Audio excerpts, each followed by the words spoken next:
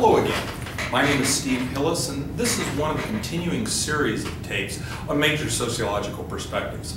Up to this point, we've looked at functionalism and conflict theories, both classic examples of what we call macro sociological theories.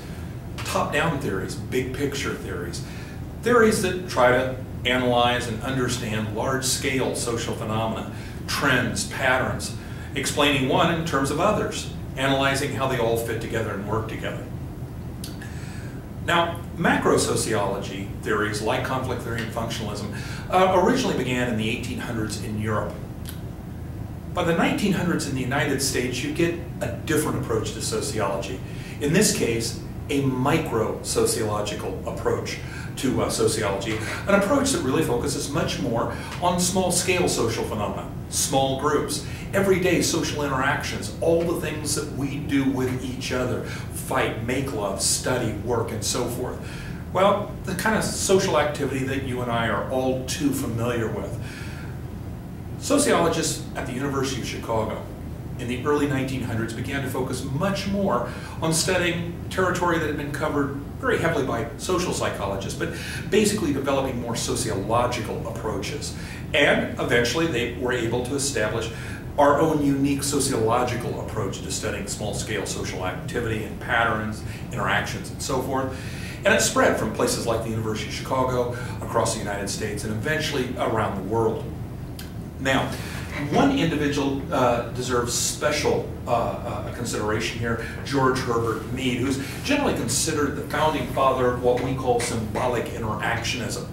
Symbolic interactionism is probably the most important, the best established, and most widely studied form of interactionism, which in turn is arguably the most important and well-established form of micro-sociology.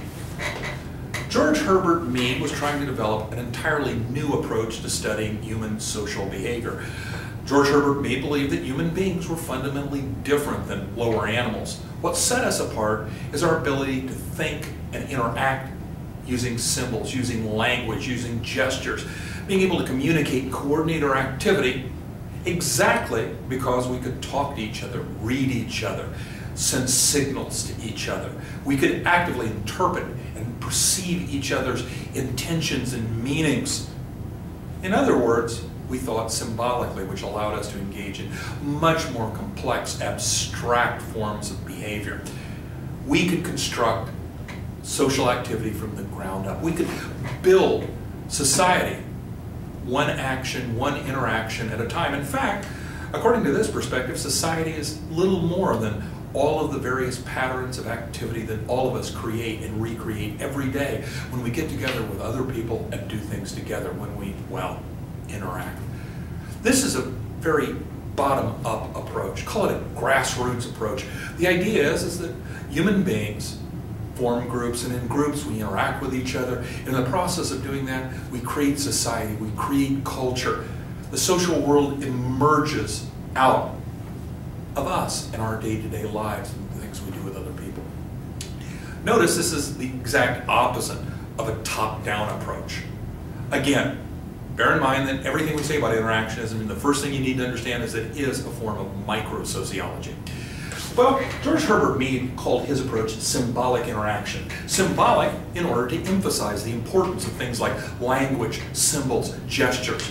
We're going to talk a lot more about that in our next lecture tape. But for right now, bear in mind that he thought it was important enough to basically stick the word in his description or title for his theory, Interactionism, the study of social interaction. Now, it turns out that interaction itself is a very rich, very abstract idea. To use Bloomer's definition of social interaction, it's doing things with other people, taking them into account, taking actions where you take other people into account. Other people, or your thinking, your beliefs about other people, your expectations about other people, shape your behavior, influences your thinking, your feeling, what you're doing. Anytime someone else, anyone else influences anything you're doing, you're interacting with them. Now, by the way, that's true even if they're not in the same room. If you're getting ready for a date, for example, and you're getting made up, or you're planning where to go, kind of rehearsing a conversation in your head. Maybe you're getting ready to go to a party and you're deciding maybe to drink a little ahead of time and get a little juiced up before you go. Probably a bad idea, but unfortunately a lot of kids do that. At any rate, if you do stuff like that, your behavior in the here and now is influenced by the anticipation, the expectation of interacting with people in the future. In essence, they are influencing your behavior even though they're not in the same room. Now, if you want to take that even further, you can interact with people that don't literally exist. You can interact with a dead loved one, taking roses or flowers, talking, praying at their gravesite, acting like you're talking to them.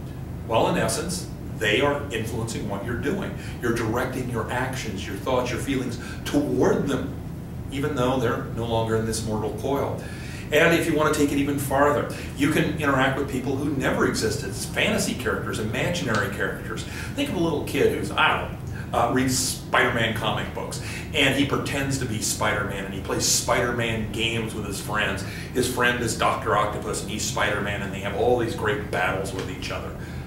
In essence, they're shaping their behavior towards each other based on the expectations, their beliefs, and attitudes towards a fictional character, or fictional characters plural.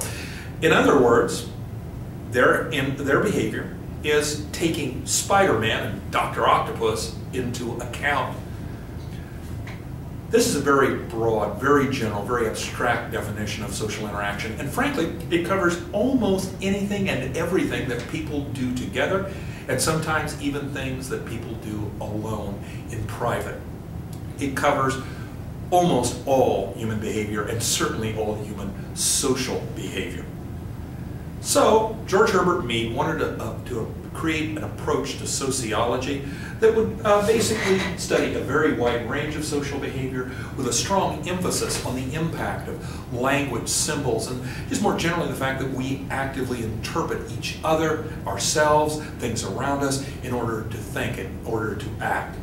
Now, George Herbert Mead was not, of course, the only interactionist or symbolic interactionist. There have been many, many other contributors to this field, and frankly, symbolic interactionism itself has grown and kind of morphed over the years. There's many splinters and offshoots and variations. Today, we call that entire body of approaches not symbolic interactionism, but more generally interactionism in just one word. And again, that refers not just to symbolic interactionism, but closely related theories, and there's a bunch of them. Since the time of Mead, interactionism has not only grown theoretically, but it's also become more and more popular. Today, interactionism has begun to rival major macro-sociology theories in terms of its impact in sociology, in terms of research and so forth. And the variety of topics that interactionism has been applied to has also grown dramatically. Frankly, interactionists have studied a very broad range of social behaviors, studying wide varieties of social deviance, and a lot of G-rated, normal, everyday behaviors, family life, how people interact with each other at churches, how people shop. You name the activity, and there's probably some interactionist that has actually studied it and probably published journal articles on it, and so forth. Now, one other thing I need to mention right at the get-go is that interactionism has traditionally been associated with certain kinds of research methods. Now, that's not going to be our focus in this particular lecture series, but I should mention it. George Herbert Mead made very clear that he believed that the most reasonable way, the most useful way to study human social behavior was to basically get inside of groups, to observe people, if possible to become members of groups, to engage in observational research, to use similar methods that were commonly used by cultural anthropologists. To study a tribe, you don't just give them a survey or photograph them, you talk to them, you interview them, and if possible, you live amongst them. You learn their language, their customs. You watch the fine details of all the things they do. And of course, the underlying theories and concepts in interactionism will guide your research, guide your observations, going back and forth. But the larger point is George Herbert Mead and other early interactionists really helped introduce observational methods into sociology. And once again, observational methods in microsociology have become very, very widespread, not just in the United States, but frankly in many other societies as well. So George Herbert Mead and other early interactionists not only contribute a major new approach to studying human beings in small groups, in their everyday social life, in their everyday social interactions, trying to understand how society is kind of built from the ground up, how we construct social reality, how we create the social world by doing all the things we do with each other. But they also help bring in some different research methods at the same time. Well, that pretty much finishes up what I want to talk about in this introductory video on interactionism. The next time we get together, we're going to talk a lot more about, well, things like social definitions and social meaning. Those are ideas that are closely related to the idea of symbols and symbolic language, symbolic communication. For right now, all I want to point out, again, is that Mead was basically arguing that when we do things with other people, whether we know it or not, we're constantly signaling each other, using symbols, gestures, words, and so forth, sometimes just regular old behaviors, to kind of to signal each other, to coordinate our behavior, to communicate our intentions. You do this, I do that. If you do this, I'll do something else. Here's what I expect you to do. Think about it almost like a ping pong ball game or a tennis game going 1,000 miles an hour. Each person signaling the other person back and forth. Each person influencing the other person, shaping and reshaping their behavior, their expectations, their intentions. A very complicated, dynamic, fast social process involving lots of communication, coordination, and so forth. If you can picture that, you already have a sense of what George Herbert Mead was getting at. The reason I introduced that as we wind down in this lecture series is to point out that symbolic interactionism arguably may be the most social of all sociological perspectives, or at least it places the greatest emphasis on how people influence other people. Social influences and symbolic interactionism are, well, pretty much everything. According to them, everything we are, everything we do, even how we feel about ourselves, our most private, personal beliefs about our sense of self, are shaped by the groups we belong to, who we know, who we hang out with, how we interact with them, and so forth. It isn't just that we're creating society as we interact with each other. Society is creating and shaping us. Social influence is incredibly powerful, extremely dynamic, and it's happening all around us all the time. Everyone influencing everyone. And in the process of doing that, we're creating a larger social world around us. That's enough for right now. We'll see you next time, and we'll talk a lot more about social meaning and social definitions. Thank you.